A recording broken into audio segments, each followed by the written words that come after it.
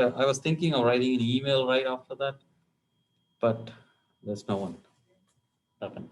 Yeah, my wife criticized. She gets on to me for. She said, "What's your grade in the class?" It's an A. Then why are you complaining? Because I should have done better. Yeah, and I think that is necessary, right? I mean, if She's thrilled with a class like yeah, this. like I think if how to put it? I mean, it's good that you get an A and you still feel that I have so much to do. I think it's okay, unless it is unless you're a perfect student. That's Hey, there's no one. Huh? There's no one else. Oh, Luke's on his way. Nick's on his way. Yeah, he's always late. That's remember, you didn't, this is one of the books that Dr. Bird recommended. yeah. So, I was going to. That's Luke. So I left your exams in the mailbox day before yesterday. You guys want to go and collect it if you want. I don't think I'm going to discuss it. It's up to you guys. If you're very keen on seeing it, if you're expecting it, yeah. I feel like a jog. So Go and get others also if they allow you. I have no problem. I mean, I could grab all of them or just.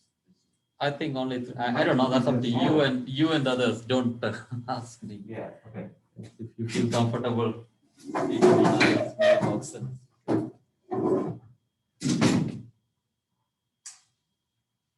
wonder if there's anything else in my mailbox.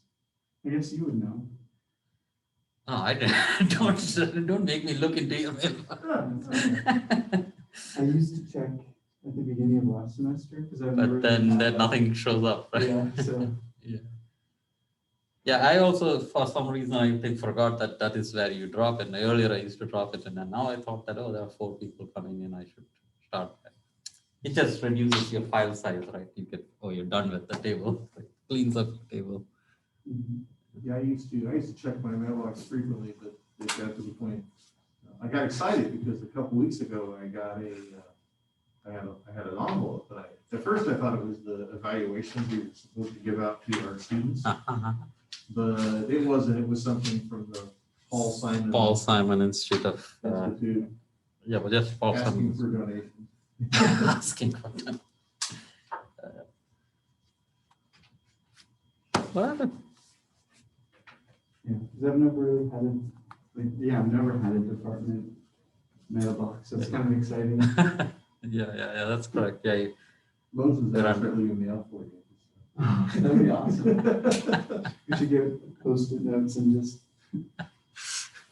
There was this. Have you guys heard of Hardy? G.H. Hardy. He was a mathematician in Cambridge. Sounds familiar. He was the guy. You must have heard Ramanujan, probably, right? So he was the guy who recognized Ramanujan's ability. So the Ramanujan wrote 2-3 mails to these people, and it was Hardy who realized, this must be good.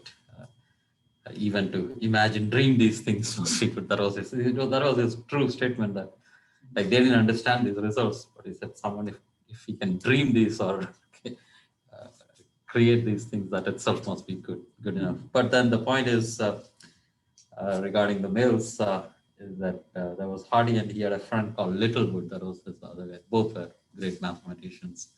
So they used to, I think, have offices across the corridor or something, but they will never meet. They will write on postcards. So they will write a postcard and then drop it in the other, or actually go department mail.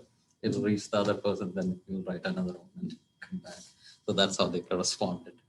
So that's what you guys are telling me.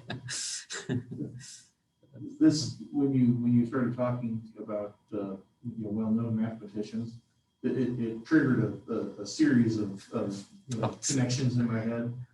But the most famous physicist that I've ever had a chance to somewhat interact with was Dr. Hawking. Oh yeah, you told me. Yeah. And where was this? Houston Texas or is it A&M. Texas A&M? Yeah. Apparently, his chair was very quiet because the department secretary would complain that she'd be working on something, typing at her computer, and she'd look up and there's Dr. Hawking. And even though he's coming in this mechanical chair Yeah, using it it's still, very and the controls are, the sophistication, because the time that I saw him, he was completely rigid. It was a fool's errand. The Office mirror was was locked. Oh, office was like that. Well, Gave it a good you time. still, Got some. and Luke would appreciate dropping a note every once in a while. I'm just excited to have a mailbox. Oh, yeah, for sure. After you have one for a while, you do. Yeah. Because then you no longer wish to have a mailbox. Hello, Alia. You're missing two of you guys. 3, 4, 6. How late did you keep Michael up? That way. We were doing a homework study session tonight for quantum. Which went very long. Or Well, it it didn't for me, because at about 11:15, it's like, I have to get up in 5 hours, right? and you're at work probably, right? Yeah. But we didn't start it until late, though, either. Okay. So, well, that's what happened. So there's no one. And Michael learned a valuable lesson that he should listen to Luke. Oh, Yeah. I mentioned the test for graded, and he's like, I gotta see my grade. It's like, and Luke's like, no. You mean this test? Yeah. So then we had to spend a few minutes going, wow. Sorry. Those you should have listened. That'll be Michael's message to your mailboxes. I should have listened. So we should have looked at exam grades for this class? what's that? Like, were you talking about exam grades for this class? Yeah. So that's, is demoralizing or something? Yeah. Okay. Sorry. How do you say it?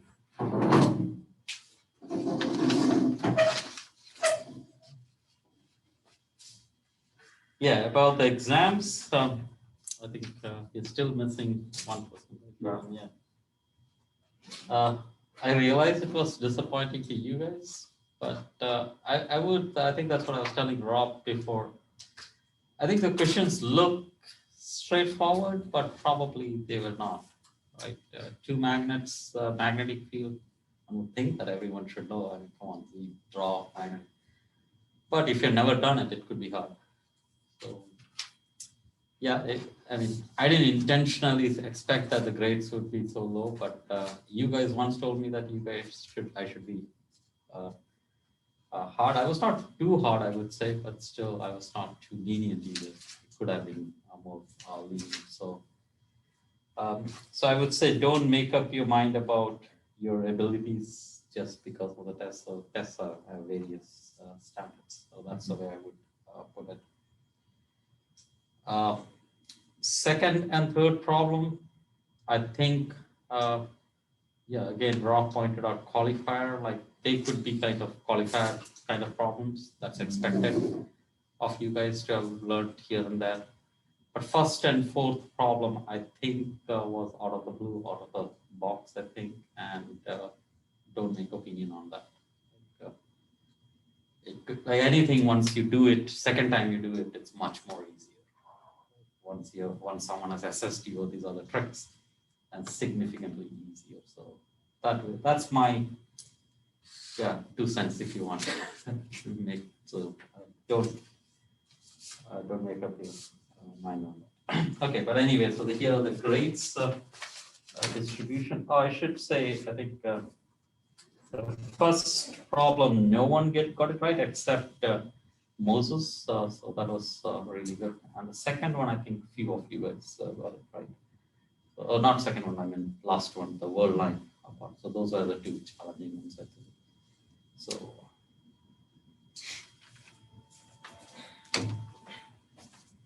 So midterm 2, distribution was, so this is percentage. So that's 93% was the top grade, and there was an 88, there was 60, there was 56.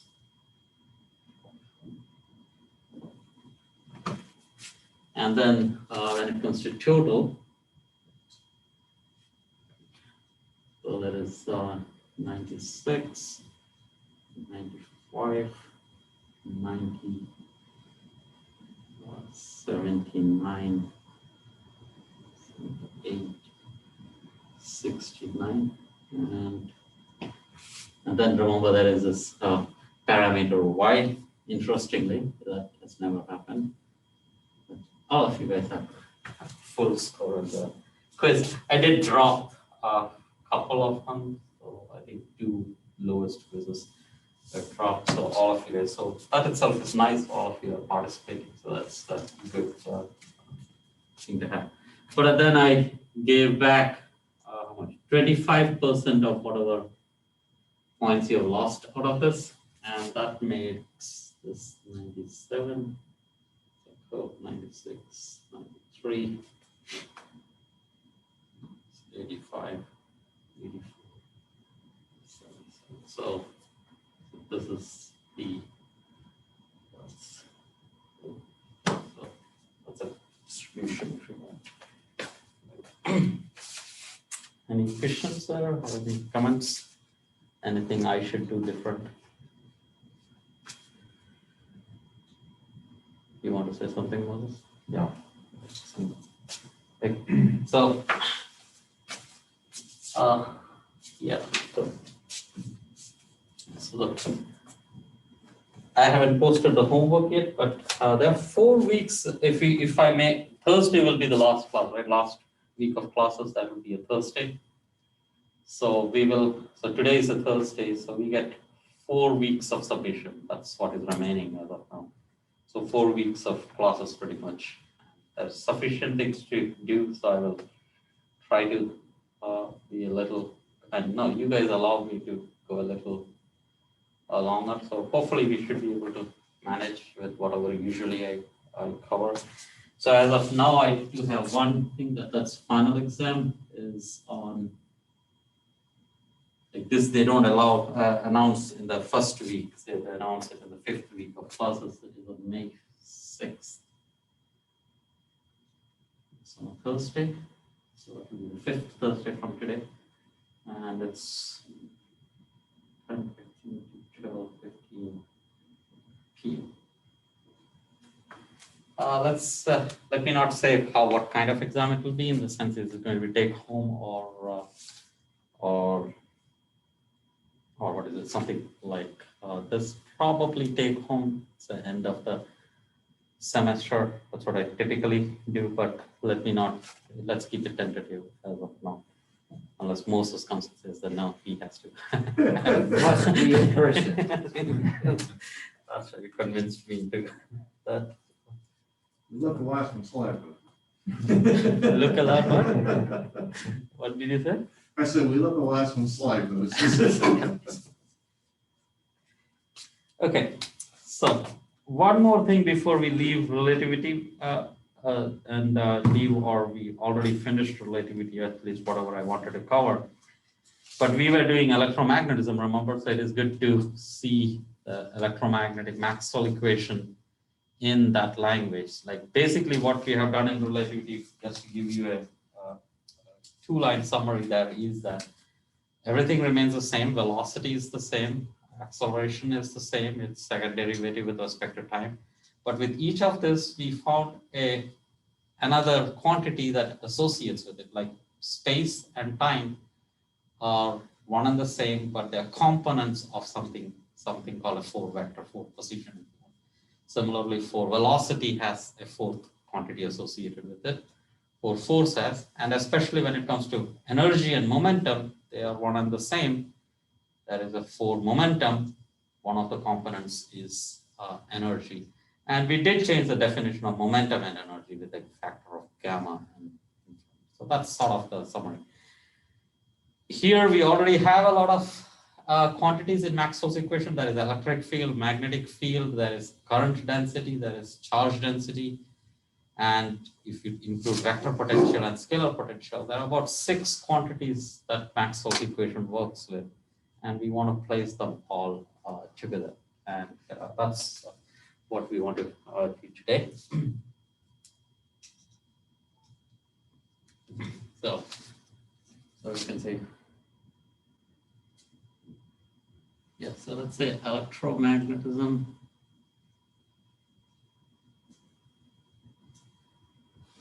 in full vector notation.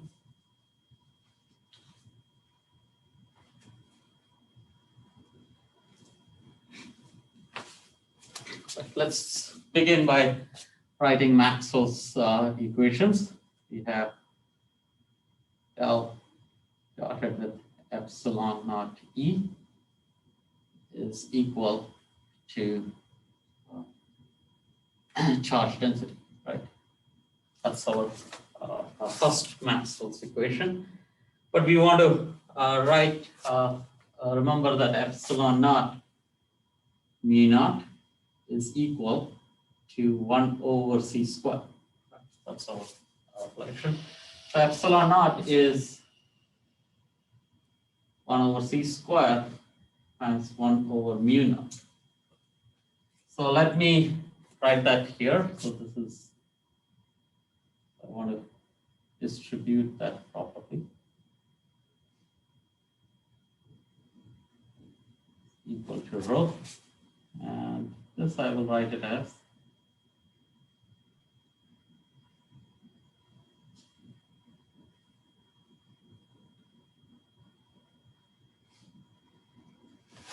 so 1c I keep here, one of the c's I take to the right, and mu naught I keep it in the front. The purpose for writing it like that. So let me save space. So this equation is the same as c is equal to mu naught times c times rho. Okay. That's the first equation. The second equation is del dotted with b. That I'll write it as it is. It's equal to 0. No change in that. Erase this. Okay, so third equation is del crossed with electric field is equal to minus of d. So I bring it to the left and I write it like this: d by dt of b is equal to 0. Okay. I left some space there, so I can divide out by c all through. So I put c there, and then I put a c in here. P always comes with c, right? So that's the purpose there. And you'll see that I'll keep c with the electric field out. Many textbooks, by the time they reach this stage, most of the physics textbooks, what they do is that they set c equal to 1. Right? That's very common. That's because they don't want to carry the baggage of spending ink, I suppose, right? Printing. Okay. So that's this, and then last one is del cross h. We write it. So let's say I write a b, and then I bring in. So first, let me write it the actual equation. So this is del cross h is equal to d by dt epsilon e plus j, right? That's what it reads the way I have written it again and again. But let's remember that b is equal to mu naught times h, but write it in terms of b. So it's del crossed with b, but I want to write a mu naught everywhere. So that's d by dt epsilon naught mu naught electric field plus mu naught times j. this is 1 over c square. I'll write that as 1 over c d by dt, and electric field over c. So electric field always comes with c in it, possibly not. So this equation will be with mass.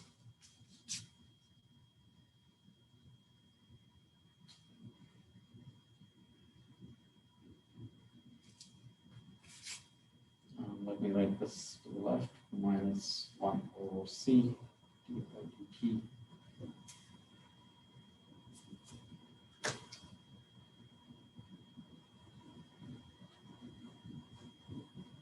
Okay.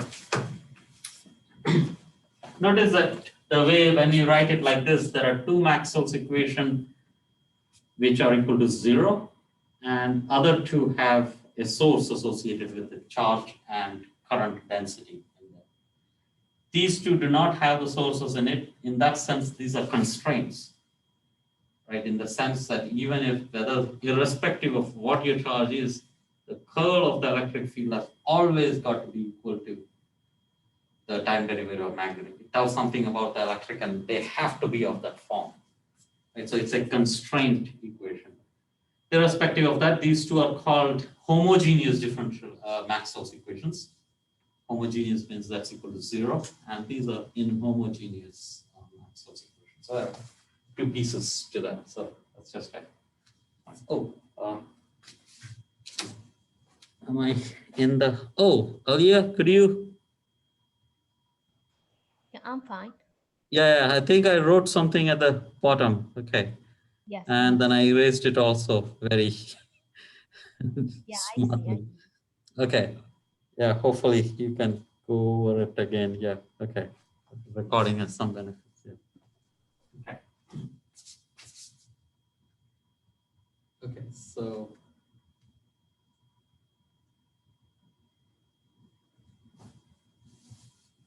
yeah, if you guys notice that I'm not moving that, if you guys notice it, yeah, you don't have to look for it, but let me know. Yeah, second line.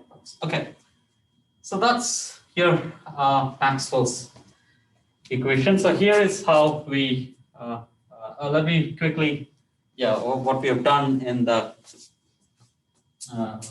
in the last 2 weeks, right? We introduced a 4-vector position vector, right? X alpha, which is 0 and 1, 2, 3. This is C times T, that's X. That is our way of looking at that. That's contravariant position vector. Covariant position vector is minus CT. X. That's good. But now we also have the gradient operator, right? So we have a gradient operator. That's a 3 space. The time derivative will be its 4th component. So that's d by dt, and that will be 1 over c. And we will associate a 4-vector associate to it.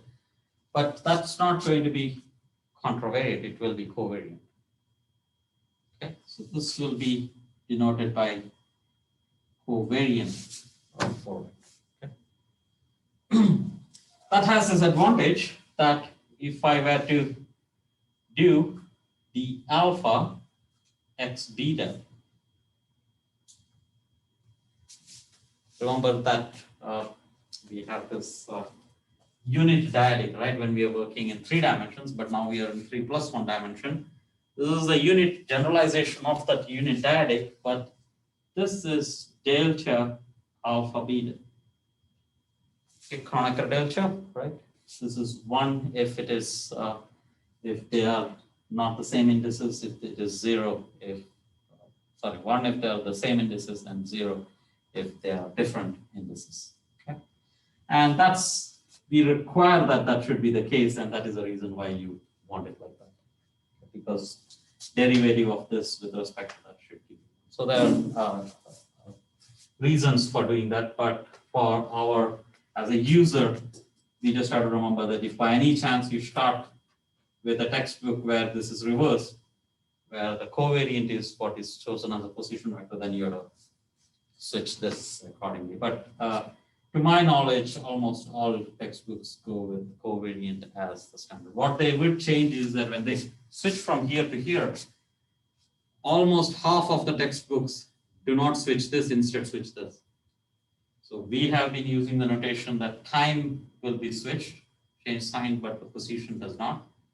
But there are exactly half of the textbook will do the opposite way. And in fact, the reason is there are roughly two sets of people who do this. One is particle physics, where they do high energy physics, and the fundamental research, if you want. And the second is gravitational physics people. And gravitational physics people will use this, the negative sign, and the particle physics will prefer the position. What exactly is the motivation? I don't know. Okay. I like to say that, yeah, democratic, I put the positive sign to the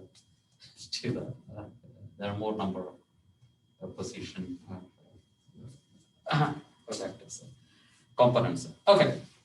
If you were to uplift that, if you raise the make this covariant derivative, then this is minus, change of sign.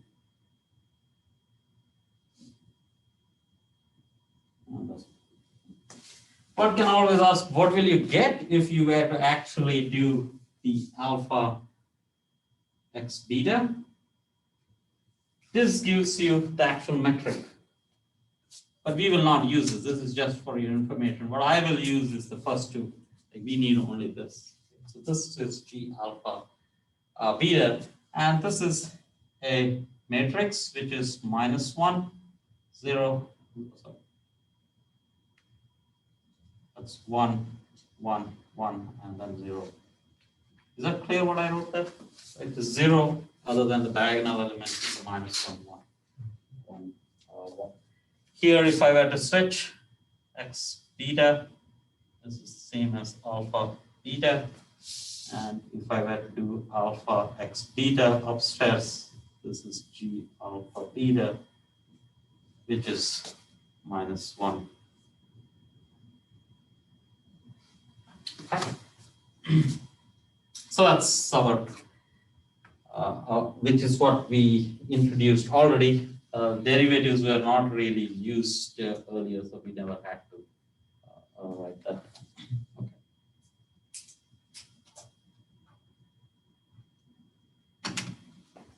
Okay.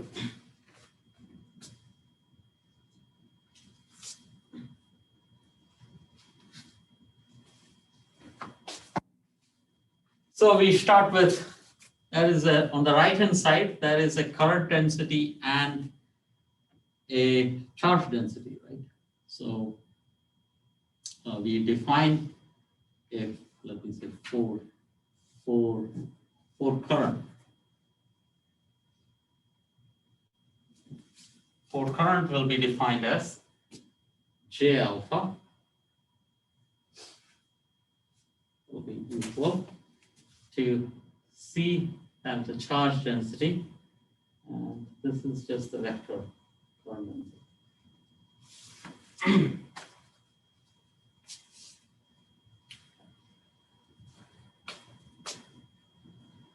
Next comes for potential.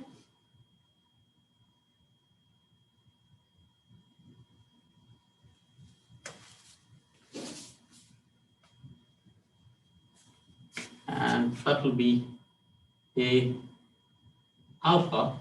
Oh, that's, I should have said that there also, right? Maybe I'll go back for a minute and say this.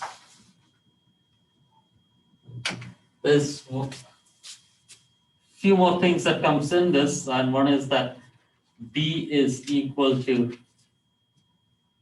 across A, right? That's in terms of the potential. And electric field is equal to negative of gradient of phi and Is that all? Minus dA by dt. Right? So that's also confused. Is it? So one can write electric and magnetic field in terms of A and phi also. So that's and there is Lorentz force also. That also is a part of that. Right? So, but let's work with this. So that's your 4 potential in terms of phi and A, and this will be phi over C, and that will be your vector. Notice if C was equal to 1, there is a lot of you can avoid writing a lot of stuff. So this is not that. That's not that. But let's stick to a second.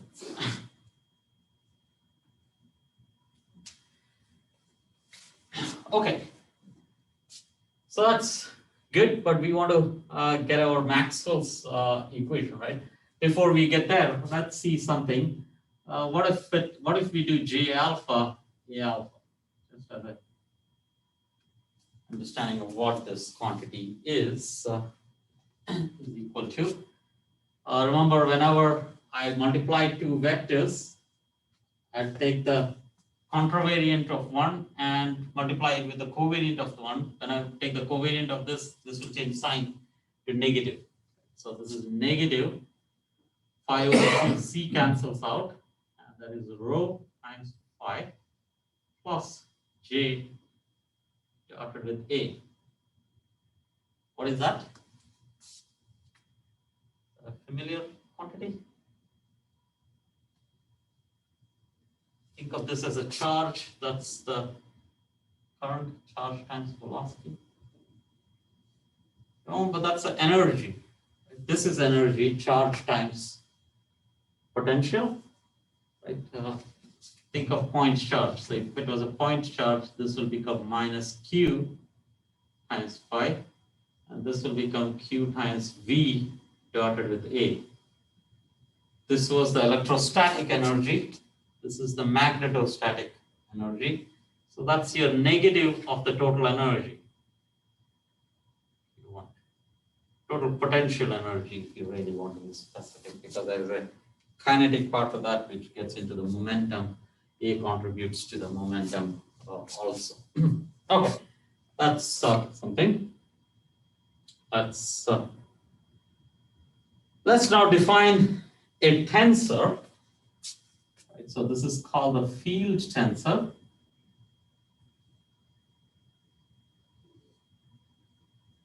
Because we now saw that current and charge density are something of a single quantity, potential are the same. So where is electric and magnetic field, right? It is not showing up. And it turns out that electric and magnetic field are not part of 4 vectors at all. It is a tensor. So you need to build a tensor, second rank tensor. So that's why you call it a field tensor. And that's done by F mu nu is equal to d mu a nu minus d mu a mu. We have the 4 derivatives showing up and the 4 potential. Let me know if I had to go slow, because all this has nothing new concepts wise, but all the notations should be new, so it should throw you off that all the insight is gone.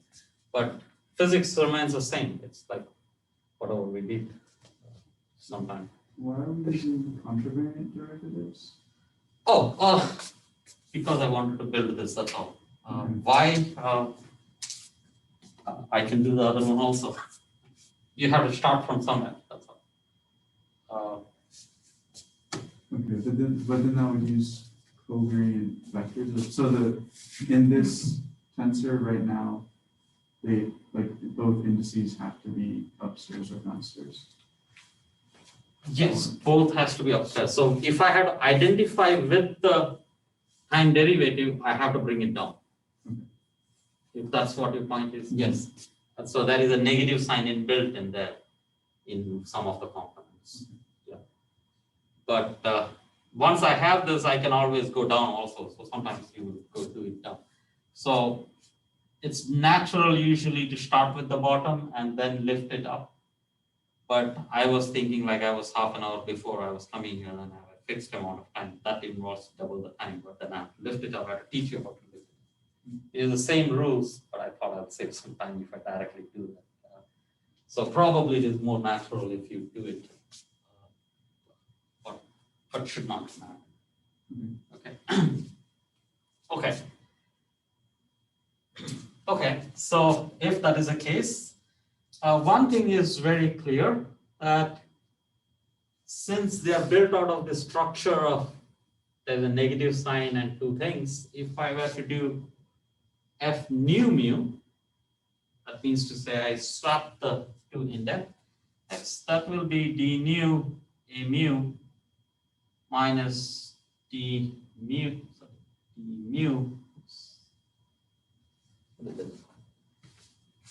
not correct, a mu, mu a nu, which is exactly minus f mu. If you think of this as a matrix, that means it's an antisymmetric matrix. This is called an antisymmetric tensor.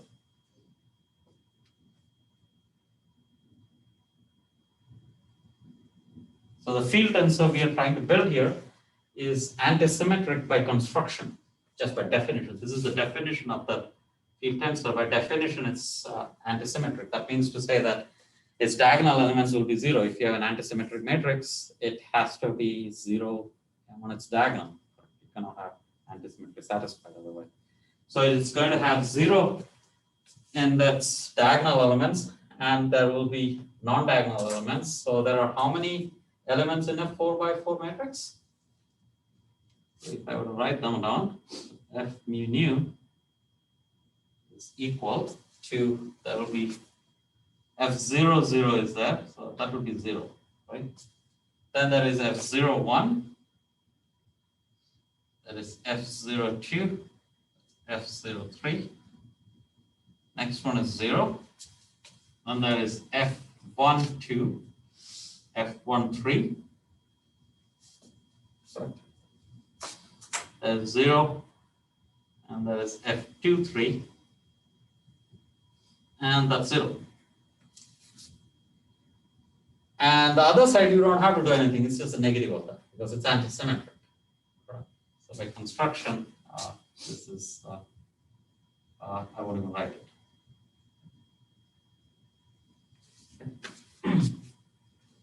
I'm not writing it because if I write minus F01, for someone who is beginning, that might be confusing. But that's antisymmetry. If I know this, this has to be negative of that. That's what I think. Notice there are 6 pieces here. Right? 6 elements here, and they will correspond to the electric and magnetic field. It's just a matter of which one is which. Okay? 3 of them will be electric fields, so 3 of them will be magnetic fields. So let's try to see which one is which. We will start from here and use our notations and okay. Oops. So let's start with F0 I. So I can be 1, 2, or 3. I'm doing it all together, right? So F0 I, that's the top 3 pieces.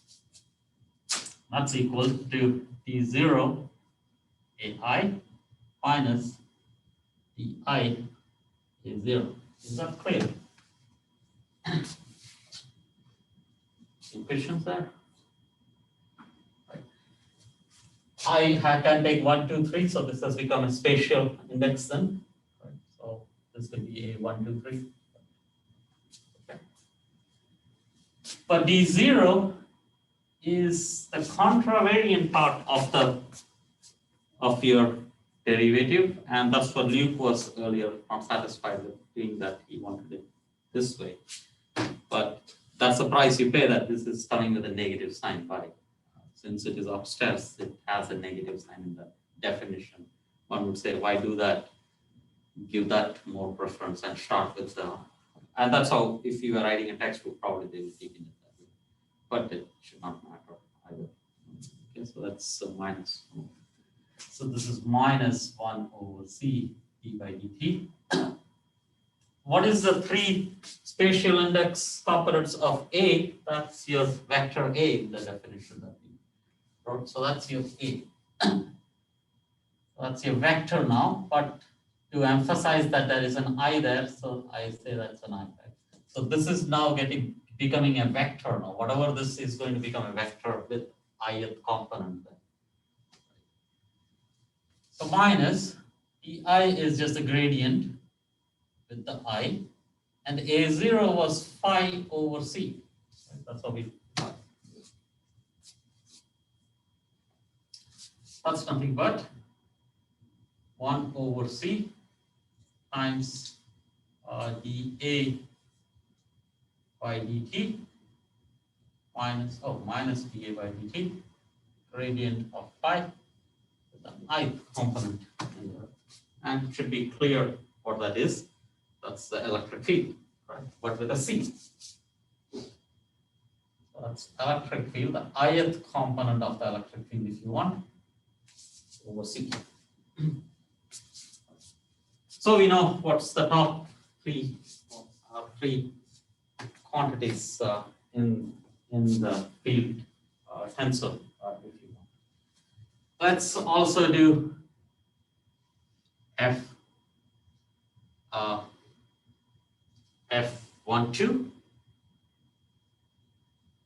That's D1 A2 minus D2 A1. This does not involve any time derivative, so it doesn't matter up or down. So can be moved down if you want.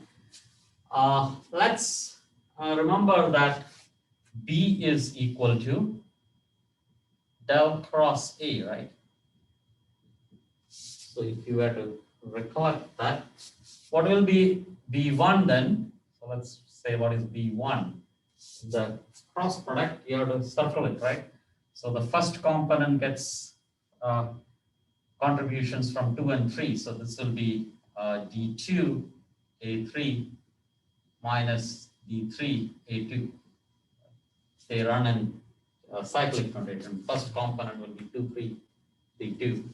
B2 will be D3 A1 minus D1 A3. Don't have to worry about the negative sign when you use the chain cyclic rule. It is automatically inbuilt in it. And in the board, it's D3 is equal to D1 A2 minus D2 A1. So that leads us to the fact that this is B3. Right. Similarly, F13 is D1 A3 minus D3 A1. That's not B2, that's negative of B2.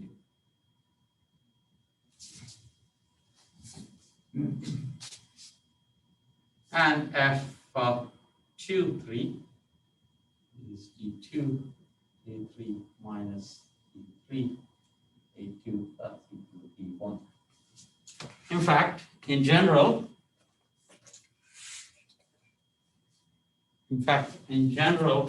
you have Fij.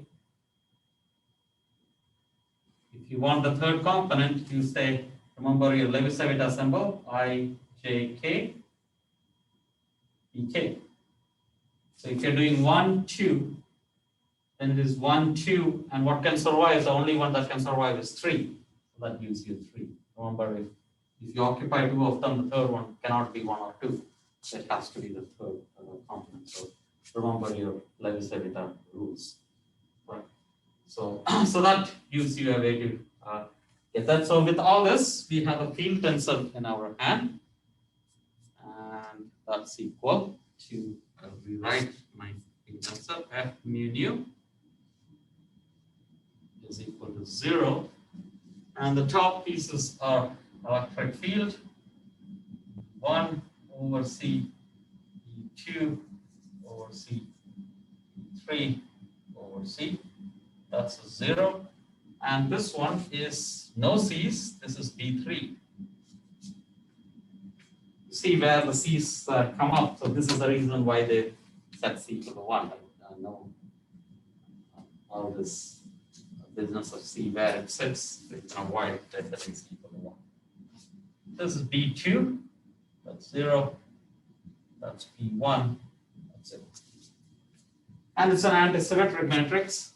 So this is E1 over C minus E2 over C minus E3 over C. This one has to be minus B3. This one has to be plus B2. This one has to be minus B1. That's a field tensor.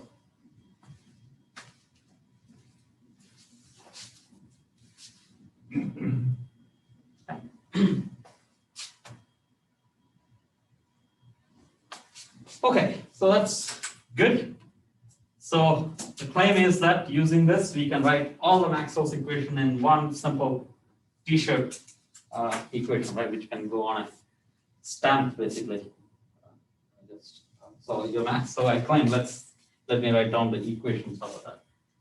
First, let me write here down here, right? So that our Maxwell's equations, not all, two of them will be the following.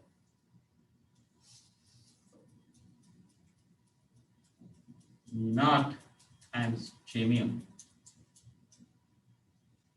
Two of the Maxwell's equations. The other two are constraints. We won't worry about that, or we will try to do that also. But let's see how that goes through.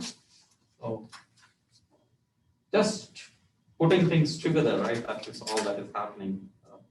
If you ever want to do the physics of it, you're going to again expand this out and get a feel for it. Okay, so let's see how that comes about, right?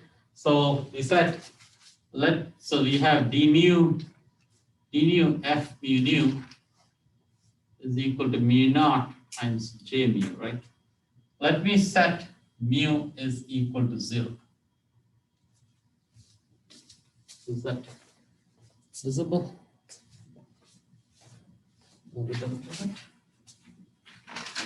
Mu naught, let me set, no, not mu naught, mu is equal to 0. Okay, there's a confusion here. This is, change my indices, right? Let me make it alpha beta. So d beta f alpha beta is equal to mu naught times j alpha. So that mu is not shown. Set alpha, so let me look at the 0th component. So what is that? This is a vector equation in the sense, even though there is a tensor, one of the indices is summed up, right? It is contracted, so it's a vector equation. Let me look for the 0th component of the vector equation. That's what we're talking about. So this is d beta f 0 beta is equal to mu naught times J0. Is that clear? I set alpha equal to 0, the 0th component everywhere. This is a summation, right? So that's the same as D0 F00 plus DI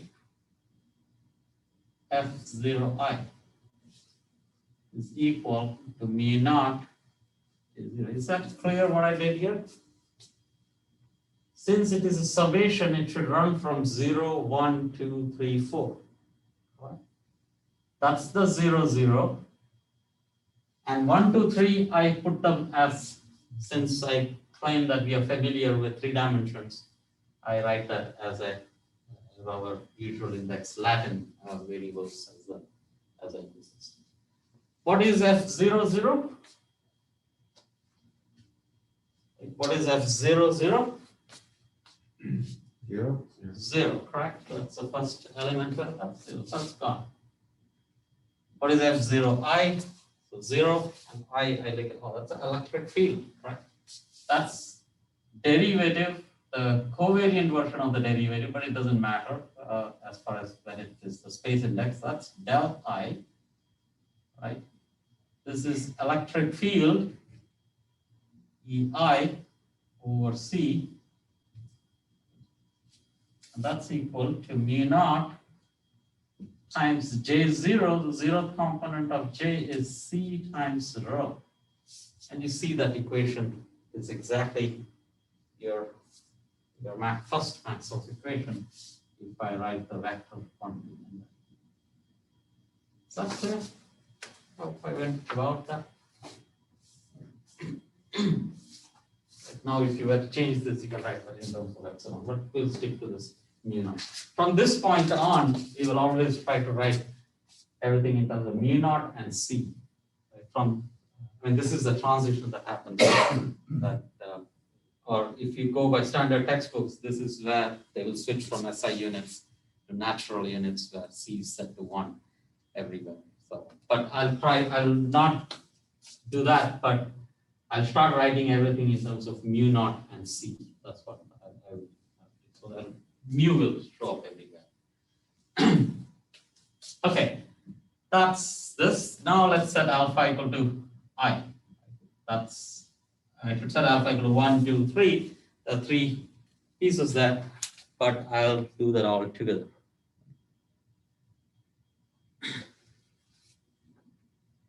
Okay, so that's saying that del theta Fi theta plus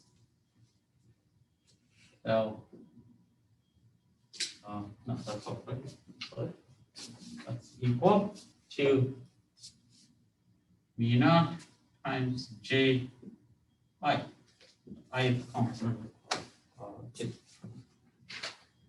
This is a summation again. I had to split this. So this is D0 Fi0 plus dj Fij is equal to mu naught times J.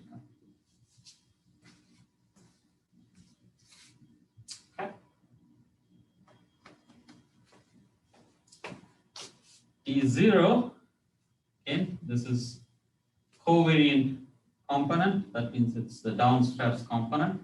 So it is 1 over C d by dt, positive. Fi0 is, notice Fi0 is the vertical column, not the horizontal one, because I runs in rows, right? 1, 2, 3. So it's negative. Negative.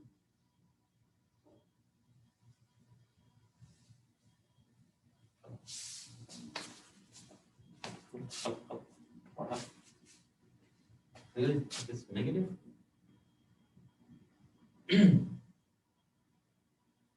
Oh, let's hope. No, it doesn't work, right?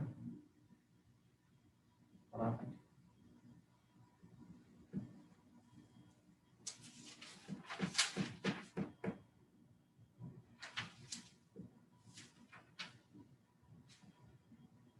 Right?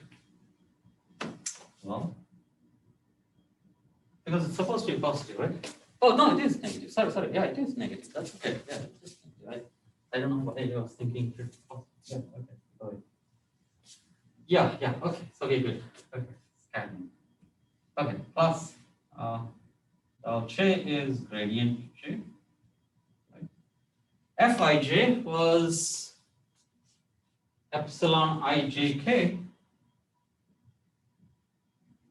times ek. That's equal to mu naught times Ji. Right. Provide the vector indices. This is nothing but, if you think of our vector product, that's your curl, right? If I move that epsilon ijk outside, that's nothing but curl of B. So let me write that first. So that's curl of B, ith component of that, minus of 1 over C d by dt d by dt, and electric field. Now that's equal to mu naught times J. Right. So Maxwell's equations are just this, right, in the 4 vector form.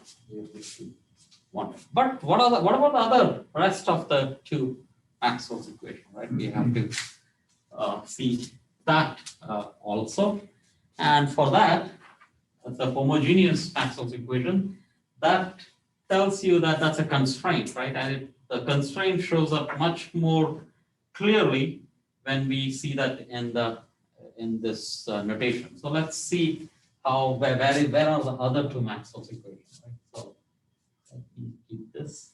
Let me change this here. Okay. So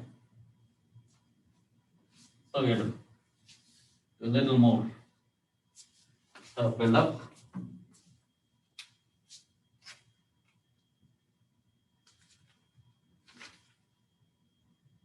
Okay. So remember your Kronecker delta, that's epsilon ijk, right? Or it can be upstairs or downstairs, doesn't matter. What was the rule for building that? We said that's a third rank tensor. So that means it has 27 components, 3 into 3, 9 into 3, 27 components. And we said that epsilon 1, 2, 3 will be equal to +1. And then every time you swap it, you get a -1. So you can get all other components with that, with -1, and with the idea that if the indices ever repeat, that's 0. Right? That was the rules for that. But now we are in 4 dimensions, 3 + 1 dimensions, right? We have to build something like this in the 4 dimensions or 3 + 1 dimension. So we are going to build, let's say, epsilon mu nu alpha beta. Okay. That's our 4th rank. No, fourth rank antisymmetric tensor, which is a generalization of the Levi-Civita symbol, or I think it is always called Levi-Civita symbol, I think, in any dimension. Okay. But we have to start with the notation. So here we will say our understanding is that 0, 1, 2, 3 is equal to +1. And every time you swap 2 indices, you get a minus sign associated with it. Okay. So that's a definition. And we build a 2nd rank tensor out of it. We will call this tilde. It's called the dual tensor. You had a field tensor already. It's closely related to that. So we call it a dual tensor. So this is going to be called like that. Yeah. So this is going to be a dual field tensor. In fact, every time you have an antisymmetric tensor, you can always build this, and it has the basic structures remain the same. So that will be, so the dual field tensor will be defined as, now this is downstairs or covariant by construction. This is F nu. Why do I do that? Because it's built out of upstairs. Since I defined the contravariant field tensor, I want to contract it, so it's convenient to define this one. But once you have this, you can always lift it upstairs and make it other way also. Okay, so we know what is f of alpha beta. We know what are the properties of this Levi-Civita tensor. I can construct what this is. Right. So let's start with, is this going to be antisymmetric? Yes, because Levi-Civita is antisymmetric. Like Levi-Civita by construction is antisymmetric. So this is if I change mu nu gets changed, but Levi-Civita by construction is antisymmetric. Let's do, so f 0 I tilde. Okay. F0I would be 1 by 2 of epsilon 0 I. Right? Then there is alpha beta. F alpha beta. Can alpha be 0? No. Here? No, because I've already taken up the 0. So this can only be space index. Beta also can only be space index.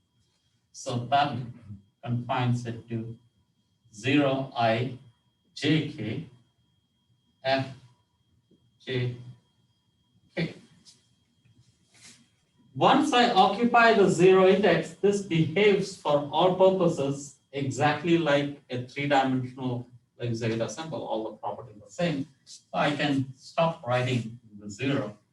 And that's epsilon I jk f sub f jk jk. But fjk was also related to in epsilons. So this is epsilon I jk, and this is jk. What is it?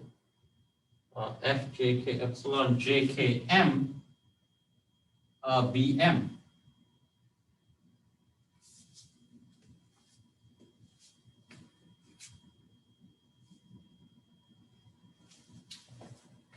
Let me move this k this to the right, I suppose, or bring it all the way to the left so that I can use an identity. So it's 1 over 2 epsilon I jk epsilon k of jk m. No sign. I have to move m 2 times, right? So it's plus m j k. Right? I moved m up 2 times there, and then there's the m. What is this identity? What is this equal to? Anyone? Any chance? What is that equal to? Remember the first Can we use the delta? Yeah, if you use delta, exactly, right? Yeah, let's do that. So why remember it, right? So this is 1 by 2. You can use the deltas, right? So this is Delta IM. so delta IM and Delta JJ. JJ. right? Yeah. Minus of delta IJ and delta of IJ and JM, right?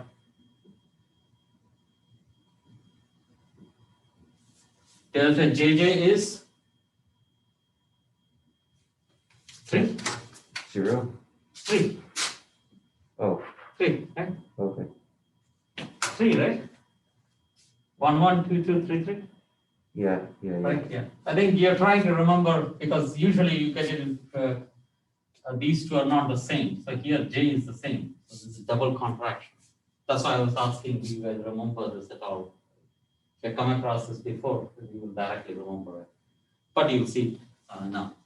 But it is built out of that. So this is JJ. So that's 3 actually. And here J contracts, that's the same as delta IM. So 3 minus 1, 2. So this is actually equal to 1 by 2 times 2 times delta IM and Bm. Okay. Which is exactly the I. It's still in the board. Yeah.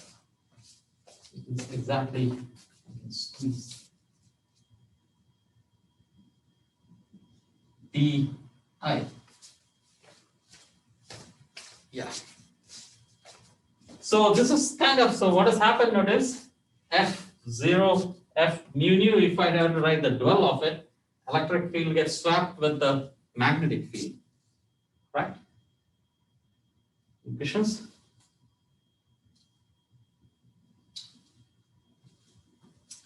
You have to do this for IJ components also. Fij, F tilde Ij, dual. That's equal to 1 by 2 epsilon I j and this is alpha beta now. Alpha beta. Now it can take 0 and k, both things it can take. So this is 1 by 2 epsilon ij. If alpha is 0, then beta has to be k, because then it cannot be. So this is f0k, but it can be the other way also. Epsilon ij k0 fk0. But this is antisymmetric. I can switch this to this with a negative sign, but f is also antisymmetric. If I both change these two are identical. So this is nothing but epsilon ijk f of k0. F of k0 was bottom. F of k0 upstairs, right? It is minus of ei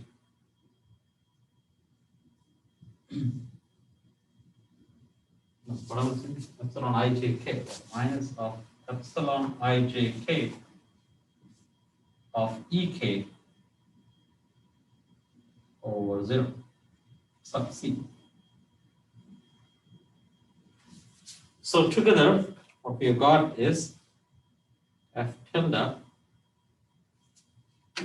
So the dual tensor mu nu is equal to 0. Then there is minus b1 minus b2 minus b3 b1 b2 b3 and 0 of this one is minus b3 over c, b2 over c, b1 over c. And we can fill that.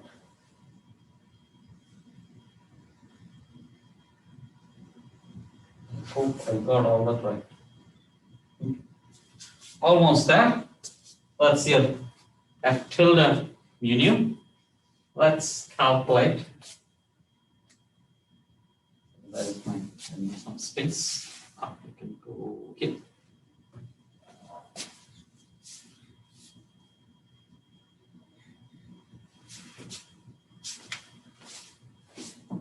So our next set of Maxwell's equation be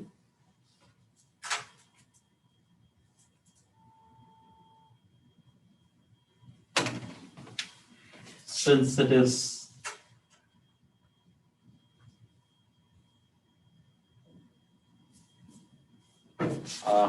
covariant field tensor, so I've again started the E mu but contracted down. This one will be just equal to 0 because it's homogeneous. But we are sure that this is indeed the case. So let's set mu equal to 0. So that's d0, no, d nu f tilde 0 nu is equal to 0, which is the same as d0 f tilde 0 0 plus di f tilde 0 I is equal to 0.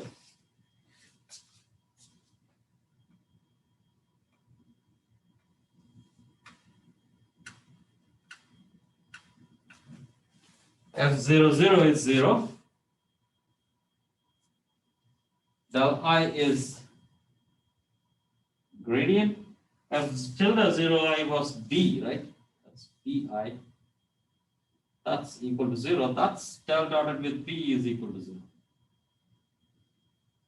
Let me go that way instead of coming down so that it saves space. Okay. Mu equal to I. get the new tilde I new is equal to 0, which reads the 0 tilde I0 plus the j tilde ij is equal to 0. This is contravariant derivative, so that's minus 1 over c. No, that's positive. No, that's minus 1 over dy dt.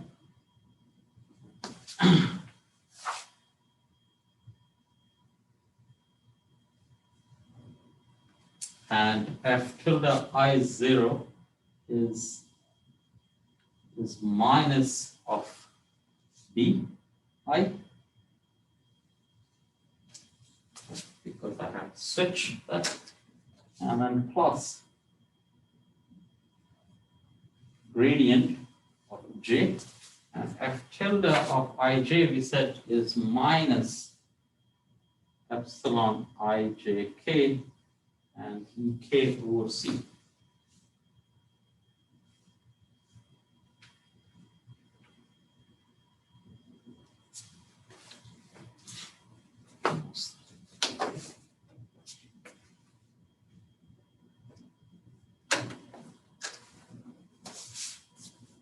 Which is, one is negative, one is positive, that's good. C cancels out, and we get d by dt, the magnetic field, plus del cross. Oh, what happened to the sign?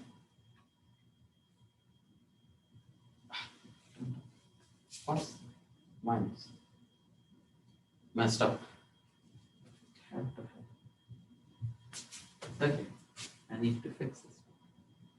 Minus I f tilde I0. Minus.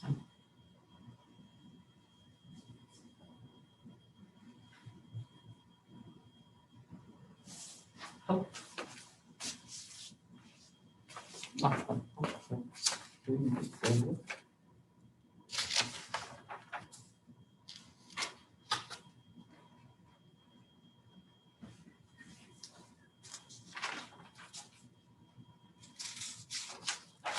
I did not do it. Okay.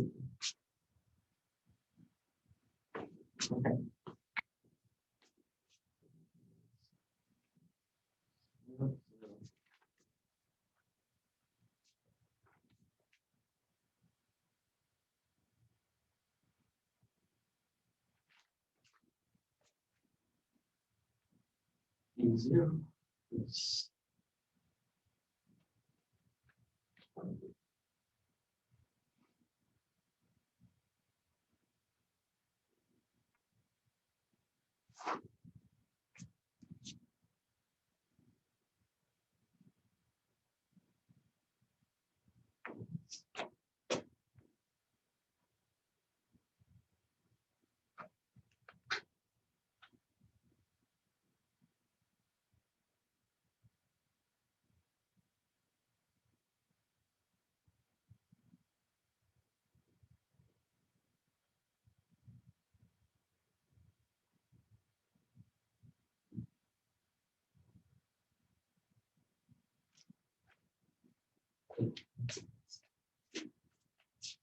Oh, yeah.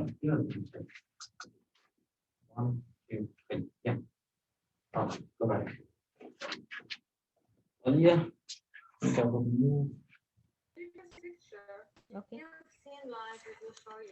One.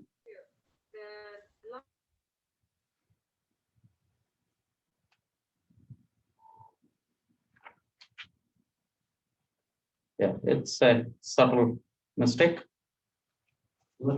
Okay. Here I said ijk0, I encountered this. And then I immediately said, oh, this is the same as ijk. But what is ijk is epsilon 0 ijk is equal to ijk. Okay. So now why is that different? Because if I have to go from 0 to all the way to the left, I have to move it 3 times, which gives me a negative sign. Right. So that was my error. Sorry about that. Right. Is that clear what I mean? So this is equal to this. So if I had to go from 0 to that, so I had to first move 1, 2, 3. So that's a minus sign it gives me. So this makes it a minus of epsilon 0 ijk. So this is a negative sign. Right, correct that. Sorry about that. So that actually changes these definitions here. So this becomes a plus. So this becomes a plus. Okay, correct that. And that changes here everywhere, right? So this becomes a plus. This becomes a plus. This becomes a minus. This becomes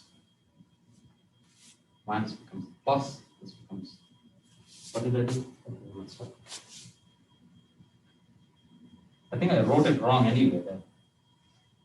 So this, okay, this is the correct portion I'm writing. So this is minus plus, right? So that's plus, minus, plus.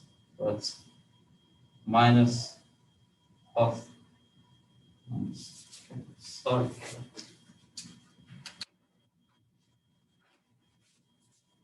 Aliyah, was that clear? The corrections I made? Yes. Okay.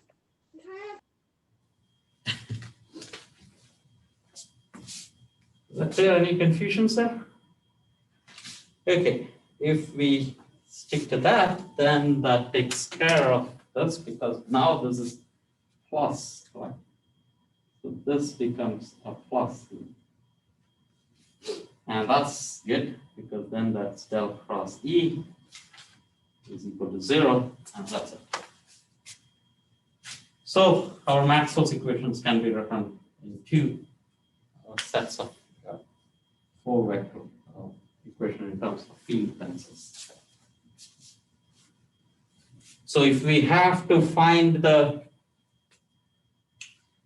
transformation of electric and magnetic field, it's not one Lorentz transformation that comes in, it's 2 Lorentz transformation. A matrix involves 2 matrices, so you have to diagonalize this matrix.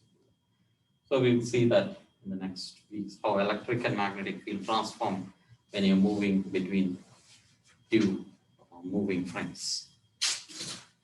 That's all, thank you. Only a few minutes at the best.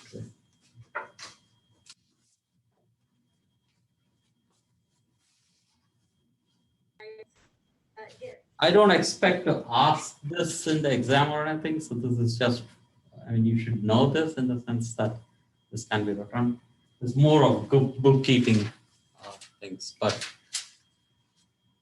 it's like multiplication and division. When you were very young in the 3rd standard, you were taught tables, right? We had to repeat 3 into 5, so on. So it seems unnecessary, but fluency in this is useful.